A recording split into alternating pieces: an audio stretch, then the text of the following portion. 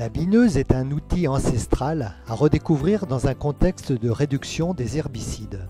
Cet outil est adapté au semis en ligne et utilisable sur plusieurs cultures.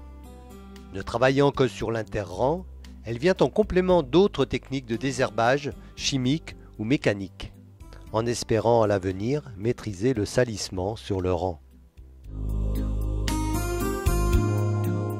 Aujourd'hui, les constructeurs proposent une vaste gamme de bineuses de différentes largeurs, offrant de bons débits de chantier. Différents concepts existent sur le marché: arrière, frontal, ventral, équipés en majorité de socles de formes très diverses ou d'étoiles. Afin d'améliorer la précision du binage, plusieurs systèmes de guidage sont disponibles et permettent d'augmenter nettement le débit de chantier et le confort de conduite. Les guidages les plus courants sont la trace au sol ou la détection des rangs par caméra, palpeur ou cellule photoélectrique. Tout d'abord, la bineuse et le semoir doivent être en adéquation avec le nombre de rangs et l'écartement. L'idéal serait quand même, et là on appelle les constructeurs de bineuses à faire évoluer, à avoir un interrang plus serré, plutôt 60. Comme on est en élevage, on a tendance à semer d'autres cultures comme le maïs à 75. Donc il nous faudrait des outils télescopiques sur les semoirs comme sur les bineuses, qui s'adaptent très facilement. Si on veut pousser plus loin, qui voudrait minimiser l'investissement, on peut avec une machine céréale, donc biner ses maïs, soit il met des parallélogrammes Toto pour faire du maïs, ou soit il peut faire des multiples. Il faut toujours s'arranger à simplifier. Et avec 30, vous passez à 60, donc vous se met à 25 et vous arrangez avec un multiple de 50 comme intervalle. Le binage est plus complexe à réaliser que le désherbage chimique. Pour obtenir une bonne efficacité, plusieurs conditions doivent être réunies. Un travail du sol suffisamment affiné, un lit de semences nivelé. Alors c'est toujours une fenêtre météo en fait où il faut que c'est un temps plutôt sec. Hein. Toute technique de binage c'est un temps plutôt sec quand on le passe.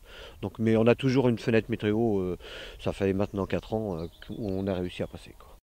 Ces conditions sont fréquemment réunies à l'automne sur colza et au printemps sur culture d'été, mais plus rares en sortie d'hiver. Bon, c'est le même principe pour une bineuse maïs ou tournesol. On intervient, on peut démarrer très jeune avec des stalls protège-plants et le stade limite, ça va être le stade limite du passage du tracteur. Autre avantage, cet outil reste efficace sur des adventices et vivaces relativement développés. Aujourd'hui, grâce à la bineuse, c'est vrai que sur du vulpin, du chardon et folavoine, tout ce qui est entre rangs est détruit, donc bien maîtrisé. Le petit souci aujourd'hui reste sur la folavoine, qui, elle, sur le rang, ne va pas se faire étouffer par la culture en place. Un travail superficiel est impératif pour détruire les adventices présentes tout en évitant de nouvelles levées et éviter de déchausser la culture. Il n'y a pas besoin, mais le but c'est vraiment de travailler de 3 cm point la ligne. C'est un binage, donc c'est un scalpage. Et c'est pour ça que certains trouvent que le binage ne marche mal, mais parce qu'ils travaillent trop de terre. Donc ils brassent toujours de la terre fraîche et ça redémarre automatiquement. En ne travaillant que sur l'interrang, plusieurs interventions sur le rang sont nécessaires avec une action mécanique ou rotative ou RC-trille ou bien une intervention chimique. Le seul problème qu'il peut y avoir, c'est sur le rang. C'est comme pour un maïs et un tournesol. On se bataille pour nettoyer le rang avec la houe ou la RC-trille, mais après c'est la bineuse qui fait l'interrang, mais on y arrivera toujours la bineuse. Donc le but c'est de passer, puis quand on bute, en binant on met de la terre au pied, donc s'il y a une mauvaise herbe qui a réussi à être là encore, eh ben, elle est cachée par de la terre, ce qui permet de l'étouffer, quoi. En complément, pour nettoyer le rang, la bineuse peut être équipée d'accessoires, kit de pulvérisation, doigts cresse ou disque de butage. Et on bine en gros aux alentours de 8-9 à l'heure.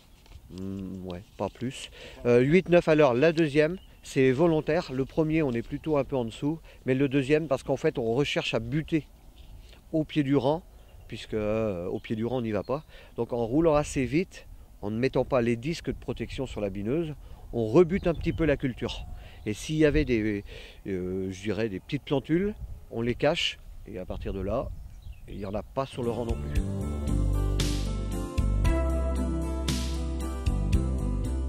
Parmi les difficultés de mise en œuvre, on peut citer la forme, le dévers des parcelles, la présence de gros cailloux.